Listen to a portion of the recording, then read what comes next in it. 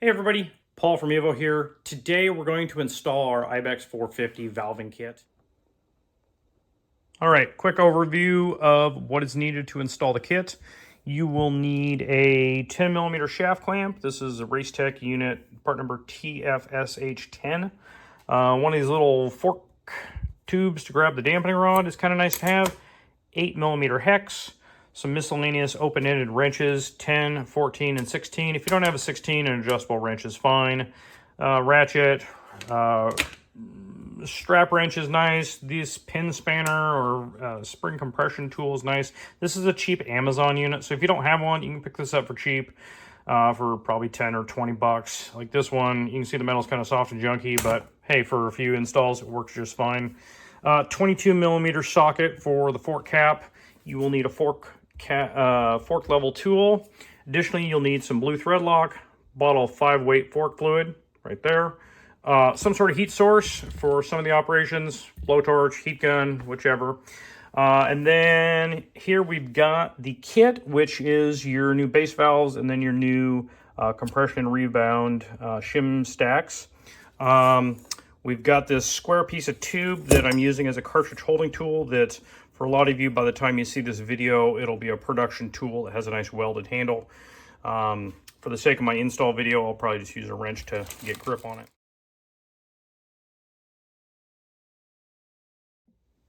All right, for our first step, we're going to start by loosening the fork cap, and I'm actually backing out the preload adjuster all the way, just for funzo.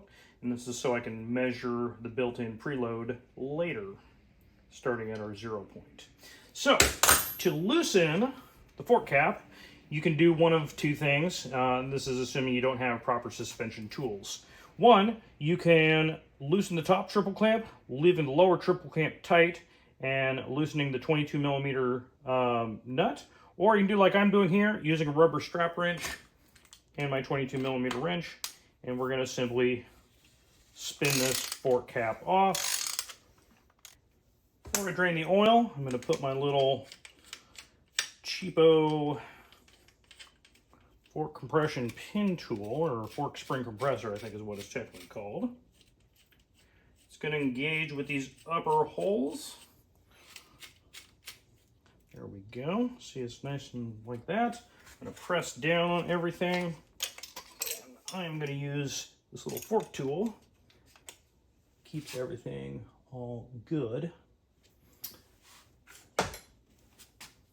Going to use our 16mm wrench. I think I was wrong in my highlight video. We are going to loosen the fork cap. Take our wrench off, compress the springs, and now you're ready to dump the oil. You pull all this out, drop some small parts on the ground, and from there, drain your oil into a bucket or some sort of drain vessel. All right, last step, we took the fork cap off, we slid the spring out and drained the oil. From there was a couple spacers that came out. The next step is to remove this nut, remove this white plastic spacer, and then inside, hard to see, but there are a couple of black spacers, and these should be pulled out, and this will allow the cartridge tool to fully. So we got the 3 spacers out. This last one, it fits loosely on the dampening rod, but sometimes because of the oil, it's kind of a pain to get out. So spritz some suspension cleaner and it'll jiggle right out. Next, we are going to take our suspension tool with the notch, slide it in. Let's see if I can do this one-handed. There we go. So now it can't spin, and so in the next step, we're going to heat up the fork lug. We're trying to heat up the bolt that's inside here. It's way deep in here. It's very important to do this. This is one of the most critical steps because you want to break free the removable strength thread lock and keep the cartridge from spinning. If the cartridge itself spins, the bottom of the cartridge can actually damage the inside of the lug. So this is a base valve. This is steel, this is aluminum, and if that cartridge spins at all, it damages the inside of the lug. So when you go to install the cartridge again, whether it was stock or my kit, the whole cartridge winds up kind of installing crooked. All right, so I'm heating up the lug with the heat gun. I use a heat gun instead of a torch because I've set my bench on fire too many times. I'm directing the heat down at the bolt. Eventually I'll work some of that into the lug itself. We want to make sure this is good and hot to loosen up that thread lock that's holding the cartridge in place. I'm probably going to heat it up for about a minute or so, really make sure it's heat soaked through. So we'll pause for a moment. All right, that should be enough heat. We'll put our 8mm hex in here. I'm going to put my wrench on the other end of the cartridge tool, which, by the way, if you get a production tool, it'll already have a little handle on it. And then apply a little bit of pressure. There we go. You'll be able to pop that cartridge out. And from there, we're going to put the cartridge in the vise and do our revalve. All right, for this next step, we're going to take the base valve out, and since not everybody has a bunch of clamps, we're just going to put the flats on the top of the cartridge into the vise. And then just for fun, I have preheated this end, so basically the bottom end of the cartridge, with my heat gun already. And I'm going to pull out the base valve. This is an 18mm, which I don't think I called out in my tools list, so just use an adjustable wrench to pop this free. And if you have what happens like I did, a quick fix. So what just happened here is I actually came loose at this end instead of the end I wanted to. So we're going to show you another quick little trick. Thanks to the power of everything. So we're going to pull out the dampening rod real quick. We'll discard that. And we're going to set this aside. So there's the top of your cartridge. I did drop a little spring. Now I'm going to take those same flats and clamp it in my vise yet again across over the camera. I know, just from my own experience, I have a screwdriver that's going to fit in these upper holes. So I'm going to heat this up real good again. All right, that's probably good. Put my screwdriver in here.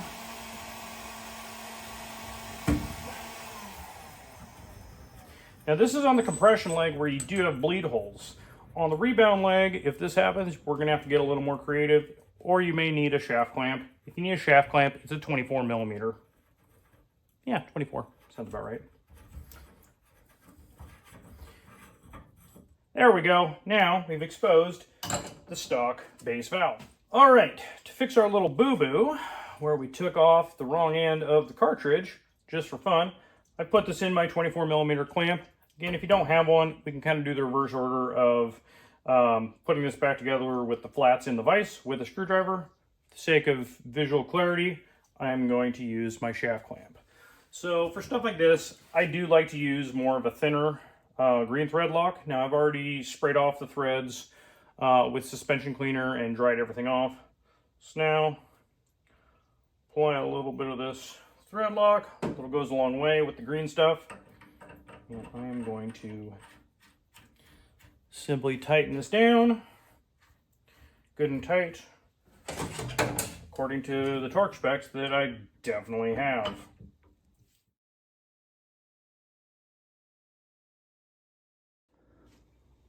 So I've taken apart the rebound leg. All the steps are effectively the same up until now, and I wanted to call out some of the differences in the two cartridges.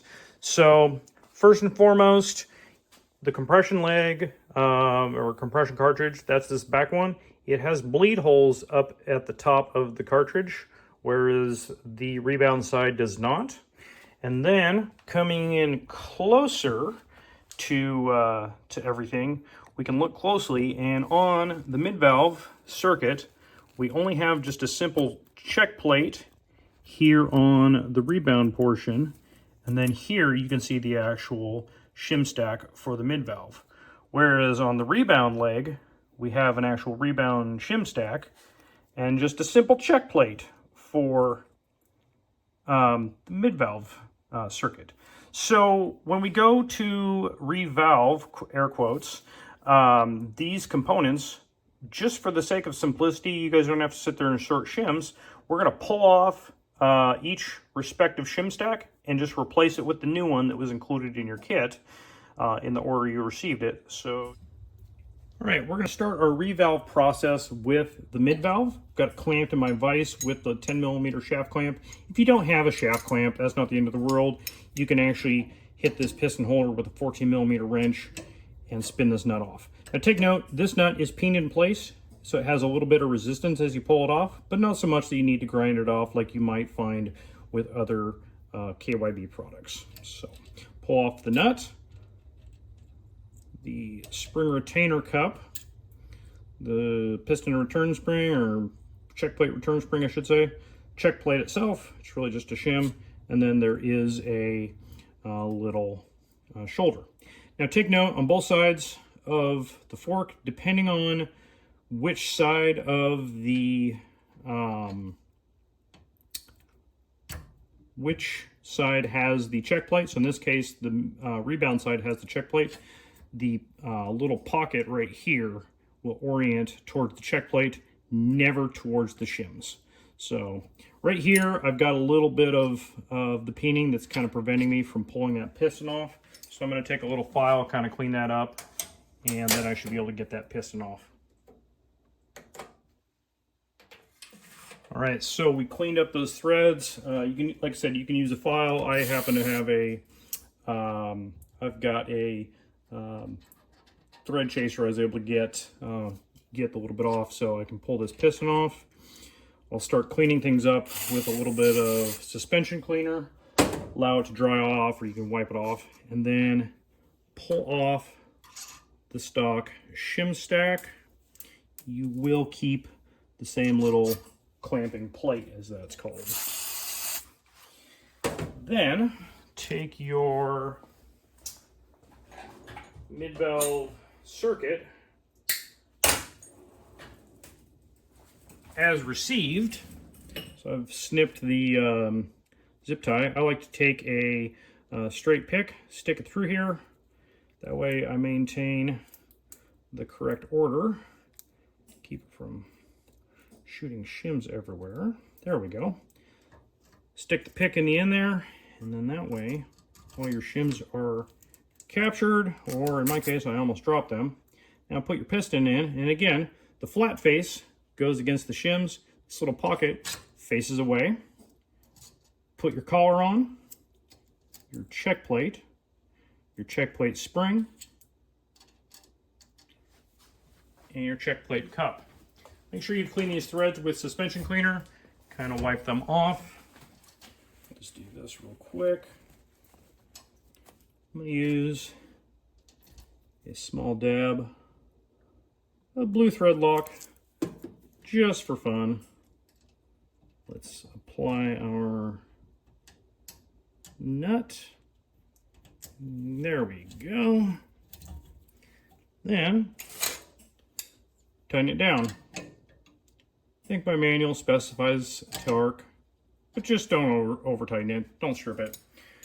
The thing about suspension work is it's about being gentle and attention to detail, not hit it with a bigger hammer. All right, rebound circuit is next. This one's even easier since we don't have to take off near as much stuff. So simply spin off the nut.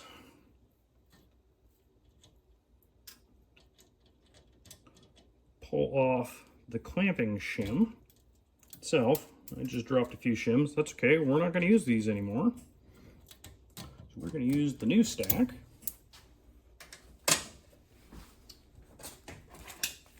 Do like I showed you. Take your rebound shim stack. Pull it out of the baggie. In this case, we've got the smallest shims go against the nut. Stuck my pick in there just to keep things tight. Stick our pick in there. Make sure all of the shims are up against the piston. Let's spritz this down with a little bit of suspension cleaner. Spritz our nut off. Pretend like we wiped everything dry, or if you have a air compressor, blow everything off. Make sure when you go to tighten this down, this check plate is moving freely on the mid-valve check plate. The reason for that is make sure it's not, accidentally clamped open or crimped or otherwise just generally impeded. So that would be bad. Last thing, put on the clamping plate. Apply your little bit of removable strength blue thread lock and apply that top nut. Like I said in the last clip, don't over tighten things. Nice and snug. Snug. There we go. I think I specified an inch-pound torque that is quite reasonable. So, now on to fork reassembly. We're almost done.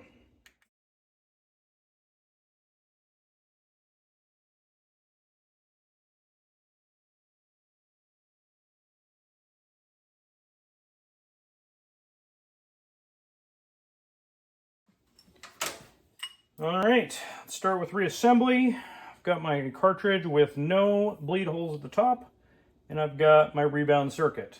Drop it in there. Make sure you have the top out spring in place. There we go, everything can jiggle in place. I'm going to use the flats on the top of the cartridge in my vise, just to keep everything. And then the next step is put in the base valve. Not required, but I like to do this just for an extra bit of security. Just a small little dab of blue thread lock and maybe a little bit of suspension oil or super light grease just to lube everything up. And then thread this into place. This was designed to use a 24mm socket or an adjustable wrench, better known as a crescent wrench. Tighten it up, tighten it up. They're fine threads, so it takes a little bit. There we go. Again, don't have to reef this down. Just nice and snug. All right. Now, we're going to take our fork tool, slide it over the cartridge, and then we're going to mount the actual cartridge itself into the fork leg. I personally like to clamp it by those fender bolts because it's two flats and it's two good points of contact. Makes it real easy. Next, slide the whole assembly in. Now take note, I'm putting the rebound leg into the left leg. Normally on a lot of other split function forks, that would be on the right, but on the Ibex, it happens to be on the left. If you get it backwards, it's not the end of the world. It's more important to not mess up the internal components. So just for fun, just to get it started, you don't really need to use thread lock on these. I don't know why they do, but they do. We'll put our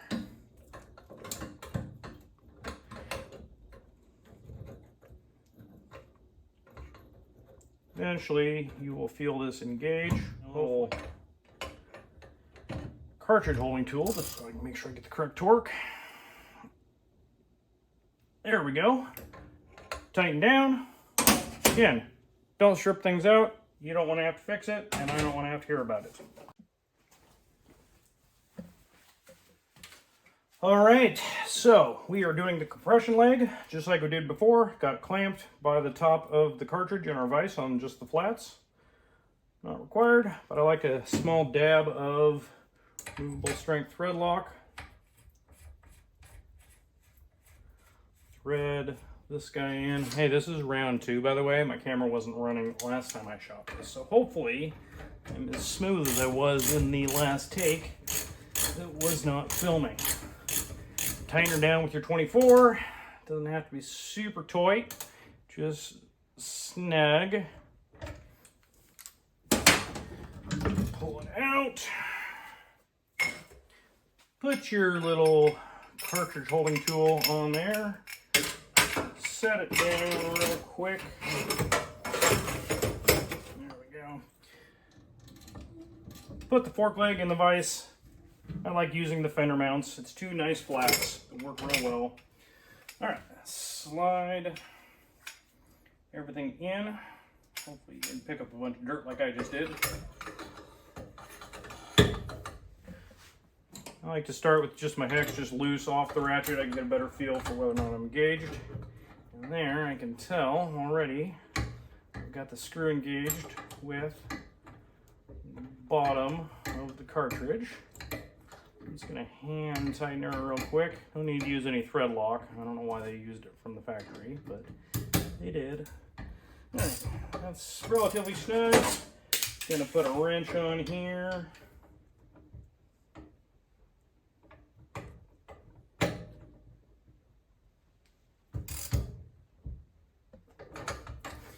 There we go. All right, so we're going to start with our fork reassembly of putting in the oil, setting the oil height, and the various spacers, but a few things I wanted to address. Within the fork itself, you have this tube, this spacer, spring goes in the middle, you got this little hat-shaped guy, you have this upper spacer. The upper spacer has some bleed holes in it, so that's a good way to note them. You've got this little piece. It's kind of cup shape. Take note, the kind of cup faces down and will key onto the actual upper spacer. And then in the case of the fork caps themselves, compression is actually marked comp, and then rebound just says 10. So that's how you can tell them apart. Again, probably not the end of the world if you got them backwards, but just to avoid confusion, let's get them right. The last thing I want to address is back to this lower spacer.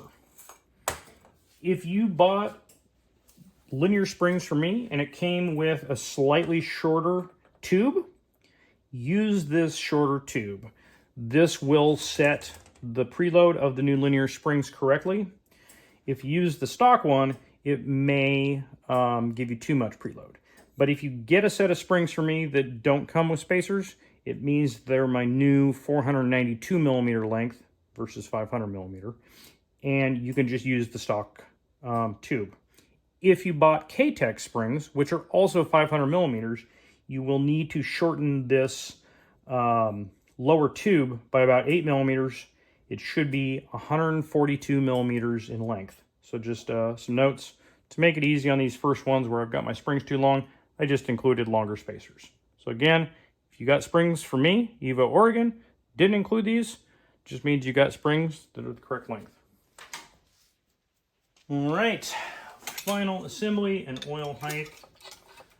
I'm gonna start, just did that for a quick mock-up. Small spacer, a little bit bigger spacer,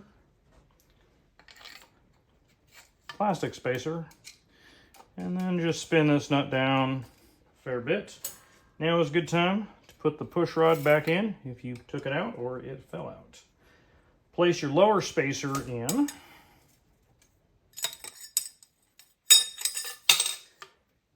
Then this super thin guy. Now take note, this fork was assembled wrong from the factory. I found this actually in the very, very bottom when it should go midway up.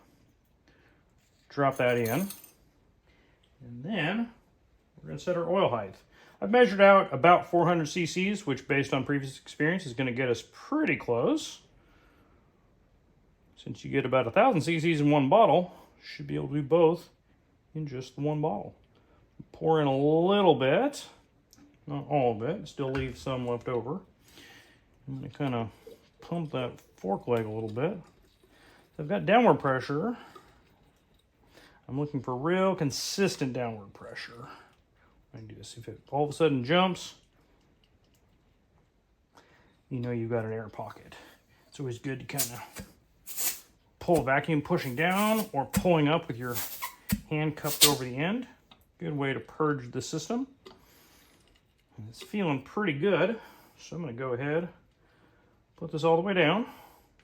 By the way, when we do our oil level, just the lower spacers and the dampening rod all the way down. Dump in your oil. That was a shade over 400 milliliters. I'm going to stick in my fork oil measuring tool, which you should have, or you can make with a simple syringe and a straw at 120 millimeters. And there you go. I know I pulled a little bit out. How much I pull out? About 50 cc's. All right, good starting point. Next, let's drop our spring. The spring has a little bit of a taper, so the big side goes down. Sometimes it can take a little bit to get it over one of the spacers. All right, there we go. So our spring is sticking up. We're going to put our little hat-shaped piece. Fits kind of like that, so I'm putting this cup side down. Opening that gap up. I'm going to slide this. And take note, we've got a lot stiffer springs now, so it's going to take a lot more effort to push this down. I'm going to set this on my rubber surface to keep it from slipping. We are going to push this down. Sorry if my shoulders get in the way.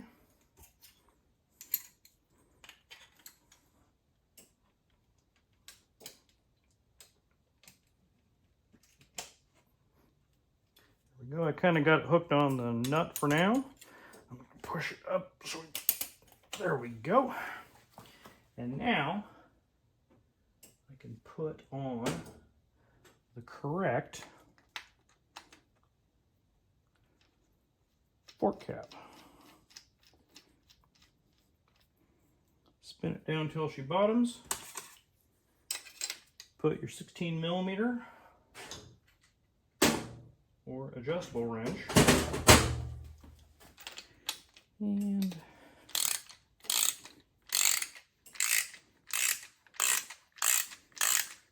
tighten things down.